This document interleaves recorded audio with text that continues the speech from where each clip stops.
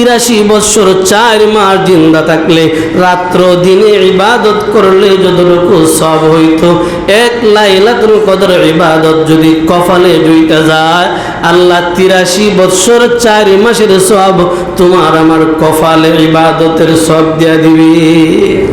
83 বছর 4 মাসের সওয়াব আল্লাহ দিয়া দিবে। আবু হুরায়রা রাদিয়াল্লাহু তাআলা আনহু বলে, রাসূলুল্লাহ সাল্লাল্লাহু আলাইহি ওয়াসাল্লাম বলেছেন, যদি কোনো ব্যক্তি লাইলাতুল কদর পায় আর এই লাইলাতুল কদরটা ইবাদতে খাটায়, লাইলাতুল কদর যদি কোনো ব্যক্তি পায়, এই লাইলাতুল কদর যদি ইবাদতে কাটায়, ঈমানের সাথে সওয়াবের আশা। আপনারা বলেন তো, আমাদের ভিতরে ঈমান আছে না নাই? আল্লাহ বিশ্বাস করি না সবাই? সবাই আল্লাহ বিশ্বাস করি, আখিরাত বিশ্বাস করি, নবীদের বিশ্বাস করি, মানে আমার ভিতরে ঈমান আছে। আবু হুরায়রা বলে, আমি শুনছি রাসূল বলছে, যদি কোনো ব্যক্তির অন্তরে ঈমান থাকে আর সওয়াবের আশা, লাইলাতুল কদরের রাত্রটা ইবাদতে কাটায় দেয়, আমার আল্লাহ তার জিন্দেগির পূর্ববর্তী জিন্দেগির সব গুনাহগুলি মাফ করে দেয়। ভাই এর চাইতে ভাগ্য আর কি লাগে আমারে বলেন? আল্লাহ যদি আপনারে আমারে মাফ করে দেয়, এর চাইতে ভাগ্য ভালো, কপাল ভালো আর কার লাগে? আর আল্লাহ যদি মাফ না করে, ভাই কি করবেন এই টাকা দিয়া? যেই টাকার জন্য সুদের চিন্তাও করেন না, ঘুষের চিন্তাও করেন না, বেবিচারির চিন্তাও করেন না, রাতের আধারে জোয়ার আড্ডায় রমজান মাস পাওয়ার পরেও বৈশা বৈশা টাকা ইনকাম করেন, আল্লাহ যদি মাফ না করে, এই টাকা আমার কি উপকারে আসবে চিন্তা করে দেখেন। হয়তো কথাগুলি কষ্ট পাইবেন, কিছু করার নাই, একটু চিন্তা করে দেখেন যে আল্লাহ যদি মাফ না করে, এই টাকা, যেই টাকার জন্য এত কিছু করতেছেন, এই টাকা সেই দিন কি কাজে আসবে? দোস্ত, হায়াতের জিন্দেগি কিন্তু আমাদের পোড়াচ্ছে, চলে যাচ্ছে। আমাদের হায়াতের জিন্দেগি কিন্তু থাকতেছে না, যাইতেছে। এই যে অনেক আগে একবার বলছিলাম না, ফুরাত নদীর তীরে মুরব্বী দাঁড়ায় দাঁড়ায় কান্দে আর কয়লাইতা শাবাবা ইয়াউদু, হায় আফসোস, যদি আমার যৌবনটা আবার ফিরে পাইতাম, যদি আমার বিগত হায়াতটা আবার ফিরে পাইতাম। তো এমন সময় একজন ওলি দাঁড়ায় কইতেছে, চাচা ফিরে পাইবেন একটা কথার জবাব দিলে? এই যে দিজলার স্রোত যাচ্ছে, বলেন কত হাজার বছর পরে, কত হাজার বছর অতিবাহিত হইলে ওই পানিটা আবার ব্রেকে আসবে? মুরব্বিকে আর কোনোদিন ফিরে আইতো না। যেই পানি, যে স্রোত চলে গেছে, এই স্রোত, এই পানি আর কোনোদিন চলে আসবে না। আল্লাহর ওলি কয়, ঠিক এইভাবেই আপনার আমার হায়াত থেকে যেইগুলি বিদায় নিচ্ছে, এইগুলি আর কোনোদিন ফিরে আসবে না। দোস্ত, আমরা তো মনে করতেছি বড় হইতাছি, আগে আসছিলাম শুধু আসছিলাম, এখন বড় হইছি, বড় হইতাছি, দিন যাইতেছে, বড় হইতেছি না। দিন যাইতেছে, আমরা বড় হচ্ছি না, দিন যাইতেছে আমরা কবরের দিকে আগাচ্ছি। দিন যাচ্ছে, আমরা কবরের দিকে আগাচ্ছি, ছোট হচ্ছি, দুনিয়ার হায়াতের জিন্দেগিটা আমার কমে আসতেছে। আমরা তো মনে করতেছি বড় হই, বয়স হোক, পরে ইবাদত করে একেবারে ফাড়ে লাইমু মসজিদের টাইস। না দোস্ত, বয়স হচ্ছে না, বয়স কমছে আমাদের। আপনার আমার কাছ থেকে এই যে রমজান বিদায় নিচ্ছে, বলেন তো আর কত লক্ষ বছর গেলে এই রমজান মাস ঘুরাইব? ভাষা বুঝেন আমার আপনার? আর কত লক্ষ বছর দুনিয়া গেলে এই রমজান মাসটা আবার আমরা লাগে ঘুরাইব? এই যে আজকের জুমা যাচ্ছে, কিয়ামতের আগে এই জুমা আর আসবে না। এই যে রমজান মাস যাচ্ছে, কিয়ামতের আগে আর এই রমজান মাস আসবে না। যেহেতু আসবে না দোস্ত, কোন ভরসায় আপনি আমি পড়ে রইছি? কোন ভরসায় দুনিয়ার দান্দা এখনো পড়ে আছি? কোন ভরসায় দুনিয়া দুনিয়া করে করে নিজের আখিরাতটারে ভুলে যাচ্ছি? আল্লাহ, আমি সহ আমাদের সবাইরে মাফ করো, কবুল করো, সবাই বলি আমিন। রাসূলুল্লাহ সাল্লাল্লাহু আলাইহি ওয়াসাল্লাম হাদিস শরীফের মাঝে পাইছি, একদিন কাঁদতেছে আর আফসোস করতেছে। রাসূল নীরবে চোখের পানি ফালাইতেছে আর আল্লাহর কাছে কাঁদতেছে, আল্লাহ আমি তো দুনিয়ায় থাকবো না, আমার উম্মতের দেখাশোনা কে করবে, আমার উম্মতের জিম্মাদারি কার হাতে থাকবে, আমার উম্মতরে সালাম কে দিবে, আমার উম্মতরে হেদায়েতের পথে কে চালাবে। রসুল এইভাবে কাঁদতেছে। আল্লাহ তাআলা সূরায়ে না, এই যে কদর দিয়ে সূরাটা পড়ছি, সূরাটা ফাটায় দিয়া আল্লাহর নবীরে আল্লাহ কয়, রসুল আপনি কাদার কারণ, আপনি কেন কাঁদতেছেন, আপনি আপনার কান্না থামান। কে বলছে আপনি দুনিয়া থেকে বিদায় হয়ে গেলে আপনার উম্মতের দেখাশোনা কেউ করবে না, আপনার উম্মতের জিম্মাদারি কেউ নেবে না, আপনার উম্মতের সালাম কেউ দিবে না? রসুল আমি আল্লাহ নিজে কথা দিচ্ছি, আপনি দুনিয়া থেকে চলে আসেন, আপনার যেই বান্দারা আমি মালিকের গুলাম হবে, আপনার যেই বান্দারা আমি আল্লাহর গুলাম হবে, তাদেরকে আমি আল্লাহ নিজে ফেরেশতা পাঠায়া, জিব্রাইলে পাঠায়া আমার পক্ষ থেকে তাদেরকে সালাম। সুবহানাল্লাহ। আমরা যারা আছি, আমরা আমার যারা আয় না এরারে না, কিন্তু যারা রোজা রাখে না এরারে না, যারা নামাজ পড়ে না তারারে না, আমরা যারা রোজা রাখি, আমরা যারা নামাজ পড়ি, আমরা যারা হালাল পথে ইনকাম করি, যারা হারাম পথে ইনকাম করে এদেরকে কিন্তু আল্লাহ এই কথা বলে নাই। যারা হালাল পথে চলে, হারাম থেকে নিজেরে বাঁচায়, রসুল রে আল্লাহ তাআলা জানায় দেয়, রসুল সালাম আমি আল্লাহর পক্ষ থেকে সালাম জিব্রাইলকে দিয়া, ফেরেশতাদেরকে দিয়া তাদের কাছে আমি আল্লাহর পক্ষ থেকে সালাম পাঠাবো যারা আমার গোলাম হয়ে যাবে। সুবহানাল্লাহ। রসুল এই কথা শোনার পরে খুশি হয়ে গেছে। আলহামদুলিল্লাহ। রসুল খুশি হয়ে যায় কি সাধারণ কথা মনে করছেন? রসুল যে কাঁদতেছিলেন একটু আগে, রসুলের চেহারাটা অন্ধকার ছিলেন, চেহারার মাঝে কান্নার একটা চাপ ছিল, বাঙ্গা ছিল, কান্না একটা ছিল। রসুল এই সূরাটা আসার পরে হাইসা দিয়া কয়, আলহামদুলিল্লাহ, আল্লাহ আমার উম্মতরে এমন একটা রাত্র দিছ যে রাত্রিতে ইবাদত কম সব বেশি। সুবহানাল্লাহ। বলতেন না ইবাদত কম সব বেশি, বলেন না ইবাদত কম সব বেশি, সময় কম কাজের ফলাফল বেশি, মজুরি বেশি, রাত্র একটা, সব 83 বছর 4 মাস। আচ্ছা কোন তো এমন সুযোগ যদি কোনো কপাল পুরা হারায়, এর চাইতে কপাল পুরা আরো কেউ আছে? বাসা বুঝেন কিনা জানি না। একটা রাত মাত্র ইবাদত করবো, একটা রাত, নিজের জিন্দিগির যত গুনাহ আছে সব আল্লাহ মাফ করে দেব। আর কি লাগে রে ভাই? তবে কোন রাত্র এটা? এইটা খালি আল্লাহ তাআলা গোপন রাখছে, খালি এইটারে আল্লাহ গোপন রাখছে, কারণ এখানে একটা হিকমত আছে। হাদিস শরীফের মাঝে উল্লেখ করা হয়, রহমাতুল লিল আলামিন বিকেল বেলায় নিজের কামরা থেকে বাহির হলো।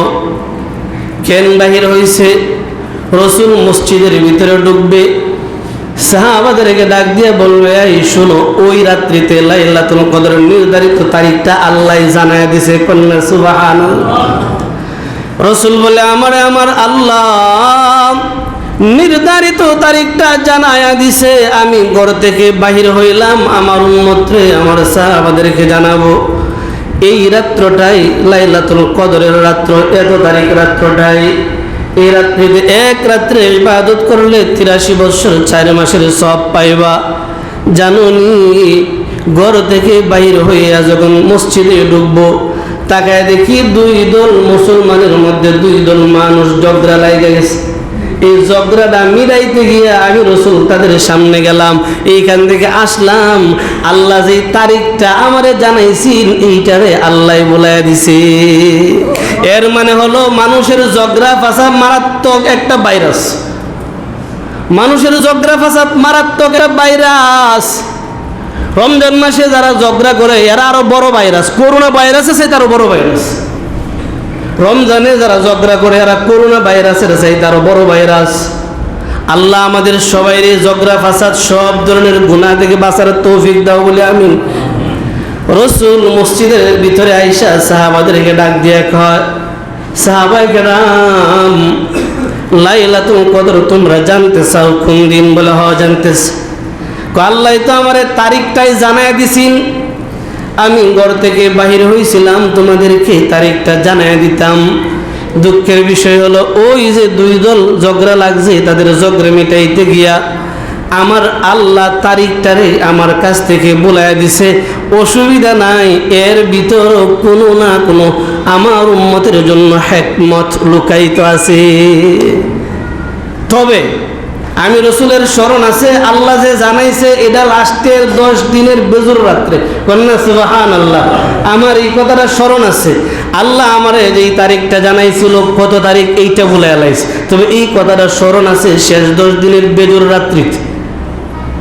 শেষ 10 দিনের বেজুর রাত্রিতে এটা 21 তারিখেও হতে পারে, 23 তারিখেও হতে পারে, 25 তারিখেও হতে পারে, 27 তারিখেও হতে পারে, 29 তারিখেও হতে পারে। এক কথায় আমার আল্লাহ শেষ 10 দিনের বেজুর রাত্রিতে লাইলাতুল কদরটা রাখছে।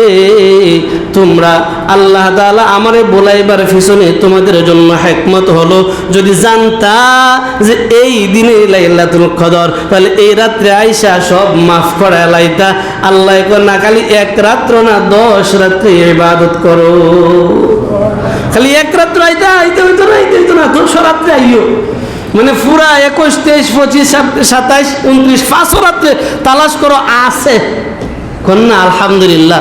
বলেন তো লাইলাতুল কদর 21, 23, 25, 27, 29 5টা রাত, এদিকে সামনে আছে না গেছে গা? আছে তো আশা করি এখনো। যদি তাইকা থাকে এই লাইলাতুল কদর ওই ব্যক্তিটা পাবে, এতে কোনো সন্দেহ নাই, কোনো মিস নাই। যে ব্যক্তিটা আল্লাহর গড় 10টা রাত্র অবস্থান করবে, মানে ইতিকাফ করবে, ভাষা বুঝেন কিনা জানি না, যে ব্যক্তি ইতিকাফ করবে ওই ব্যক্তি নিশ্চিত লাইলাতুল কদর পাইবে। এতে যদি সে মসজিদে আইসা ঘুমায়াও থাকে এরপরও পাইবে, কারণ এশারের নামাজটা তো পড়ছে, ফজরের নামাজটা তো জামাতে পড়ছে, এশারের নামাজ জামাতে পড়ছে, ফজরের নামাজ জামাতে পড়ছে। অলিবড়ি দামাত বারকাতুম আলিয়ার জবান থেকে একটা কথা শুনছি, একজন ব্যক্তি যদি এশারের নামাজটা জামাতের সাথে আদায় করে, ফজরের নামাজটা জামাতের সাথে আদায় করে, তাহলে আল্লাহ তারও লাইলাতুল কদরের ফজিলত দিয়ে দিব। অলিবড়ি হুজুরের কথাটা কতটুকু সহজ করে দিলাম। এরপরও যদি নামাজ না পড়ে তো এর চাইতে কপাল পুরার খেডাস। আল্লাহ আমারে আগে আমরা সবাইরে মাফ করো বলে আমিন। আমারে সহ আমরা সবাইরে মাফ করো, বুঝ দাও, বলেন না আমিন। বলেন লাইলাতুল কদর কি সামনে আছে না গেছে? আরেকটা পরামর্শমূলক কথা বইলা দিই, যারা ইতিকাফে বসে, যারা ইতিকাফে বসে এদের কাছ থেকে সবাই দোয়া নিন। আমিও ব্যক্তিগতভাবে তাদের কাছ থেকে দোয়া নিই। যারা আছেন যে দুই মসজিদেই বসবেন, আপনাদের দোয়ায় আমার নামটা একটু স্মরণ রাখবেন, বলবেন, কারণ রসুল বলছে ইতিকাফকারীদের দোয়া ডাইরেক্ট কবুল। কন্যা সুবহানাল্লাহ। যারা ইতিকাফ করে এদের দোয়া আল্লাহর কাছে ডাইরেক্ট কবুল, সন্দেহ নাই। এই হিসাবে যারা ইতিকাফে বসবেন, যে যেই জায়গায় বসবেন, আমাদের মসজিদে যারা বসবেন, অন্য এলাকায় যারা বসবেন, সবার কাছে খাসভাবে দোয়া চাই, আমার জন্য দোয়া চাই, সবার জন্য দোয়া চাই। সবাই ইতিকাফে যারা বসবে এদের কানে কানে গিয়ে ভাই আমার লাগি একটু দোয়া করো, কানে কানে আয়া ভাই আমার একটু দোয়া করো, তোমার দোয়া আমার কথা সামিল রাখো, কারণ তোমার দোয়াটা আল্লাহ কবুল করো। কারণ চিন্তা করেন, এই ব্যক্তিটা নিজের বিবি, নিজের আত্মীয় স্বজন, বিবি বাচ্চা, বন্ধু বান্ধব, নিজের ফ্যামিলি, নিজের সংসার সব সাইরা দিয়া একমাত্র আল্লাহর জন্য মসজিদে আইসা গেছে। বলেন তো কার জন্য আইছে? উদ্দেশ্যটা যদি এরকম থাকে যে আমারে কইব অমুক ইতিকাফে বসে রে, নিয়ত, মনের খবর কে জানে? বলেন না, নিয়তের খবর একমাত্র কে জানে? যদি এইরকম কোনো উদ্দেশ্য থাকে যে আমারে কইব ইতিকাফে বসে, এরকম কোনো নিয়ত যদি থাকে যে ও লোকটা তো খুব আল্লাহওয়ালা, প্রতি বছর মক্কায় যায় ইতিকাফ করে, মদিনায় যায় ইতিকাফ করে, বুঝুন, এরকম একটা ধারণা যদি অন্তরে থাকে, তাহলে ওর দোয়া কবুল হইব আশা করা যায় না, ইতিকাফ কবুল হইব আশা করা যায় না। কারণ এই ইতিকাফ দুনিয়ার মানুষের মারহাবা পাওয়ার জন্য করছে। যদি ইতিকাফটা একমাত্র আল্লাহর জন্যই হয়, তাহলে 83 বছর 4 মাসের সওয়াব ওই ব্যক্তির কপালে 100% নিশ্চিত। আল্লাহ আমাদেরকে তৌফিক দাও, সবাই বলে আমিন। আমাদের সবাইরই কবুল করো। যাদের সম্ভব হয় ইতিকাফে বসবেন ইনশাআল্লাহ। আরেকটা অফারের বিষয় আমি জানাই দিই, ইতিকাফে বসতে পারি নাই, অসুবিধা নেই, বসতে পারি নাই, তারপরেও একটা কথা, এশারের নামাজটা পড়ে যাচ্ছেন, ফজরের নামাজটা পড়বেন ইনশাআল্লাহ। এই যে মাঝখানে যে সময়টা আছে, সম্ভব হয়তো মসজিদে চলে আসেন, মসজিদে আইসা সারাটা রাত দাঁড়ায় দাঁড়ায় নামাজ পড়েন, আল্লাহর কালাম পড়েন, জিকির আজকার করেন, সেজদায় গিয়ে আল্লাহর কাছে কাঁদেন। এই রাত্রিতেই তো লাইলাতুল কদর। লাইলাতুল কদর তো আর দিনও না, রাইতেই। আল্লাহ তো এটা কইছে না যে দিনের বেলা কদর, রাত্রিবেলায় কদর। তাহলে এই রাত্রিগুলিতে যত সম্ভব হয়, সামনের যে 10টা রাত্র আছে, বেজুর রাত্রগুলি, এই 10টা রাত্রি মসজিদে আসেন, এসে মসজিদে অবস্থান করেন, সারা রাত দাঁড়ায় দাঁড়ায় নামাজ পড়েন, জিকির আজকার করেন, কোরআন তেলাওয়াত করেন, দেখবেন আল্লাহ তাআলা আপনার আমার কপালও লাইলাতুল কদর জুড়াই দেবেন। আর যদি না, এই এতগুলি অফার কোনো হুজুরে দিত না, আমি যেভাবে দিচ্ছি আপনারা। আল্লাহ আমরারে মাফ করো, কবুল করো, সবাই বলে আমিন। পয়গম্বর বসা আছে, জিবরাইল পয়গম্বরের সামনে আসছে। পয়গম্বরের সামনে আইসা পয়গম্বরকে কয়, পয়গম্বর একটা ঘটনা শুনেন। কি ঘটনা? বনি ইসরাইলের জামানায় বড় একজন বুজুর্গ ছিল, যার নাম সামউন। পয়গম্বর ওই ব্যক্তিটা লম্বা হায়াত পাইছে, লম্বা হায়াত পাইছে। একাধারে 83 বৎসর 4 মাস, মানে 1000 মাস পর্যন্ত ব্যক্তিটা সারা রাত দাঁড়ায় দাঁড়ায় ইবাদত করছে, সারাদিন রাঙ্গা তরবারি হাতে নিয়ে যুদ্ধের ময়দানে যুদ্ধ করছে। সুবহানাল্লাহ দিন না? ওই ব্যক্তিটা এত লম্বা হায়াত পাইল, সারা রাত নফল নামাজের মধ্যে দাঁড়ায়, সারাদিন নফল রোজা রাখে, সারা রাত নফল নামাজ পড়ে। তাও একদিন 2 দিন নয়, 1000 মাস হায়াত পাইছে। 83 বৎসর প্লাস, 83 বৎসর 4 মাস প্লাস হায়াত পাইছে। চিন্তা করেন তো, একটা মানুষ যদি 83 বৎসর পর্যন্ত রোজা রাখে, নফল রোজা, 83 বৎসর পর্যন্ত প্রতি রাত দাঁড়ায় দাঁড়ায় নামাজ পড়ে, আল্লাহর গোলামি করে, ওই ব্যক্তিটা আল্লাহর কত প্রিয় বান্দা হয়ে গেছে। সুবহানাল্লাহ বলেন না? 83 বৎসর প্রতিদিন কাফেরদের সাথে যুদ্ধের ময়দানে যুদ্ধ করে, তারে আমার আল্লাহ একটা বরকতপূর্ণ একটা উটের চামড়া দিয়েছিল, যে চামড়া থেকে মুফাসসিরিনে কেরাম লেখছে, কিতাবে পড়লাম, যখন তৃষ্ণা লাগতো চামড়া থেকে পানি আল্লাহ তাআলা অটোমেটিক দিয়া দিত। সুবহানাল্লাহ। যখন পেটে ক্ষুধা লাগতো, ওই চামড়া থেকে অটোমেটিক গোশত আল্লাহ তাআলা দেয়া দিত। তাহলে এইটার পানি দিয়া, এইটার গোশত দিয়া নিজের ক্ষুধা নিবারণ করতেন, তৃষ্ণা নিবারণ করতেন। ওই আল্লাহর ওলিটা এত বড় একজন বুজুর্গ, একদিন 2 দিন নয়, 83 বৎসর 4 মাসের উপরে হায়াত পাইয়া লাগাতার 83 বৎসর 4 মাস যুদ্ধের ময়দানে প্রতিদিন কাফেরদের সাথে যুদ্ধ করেছে।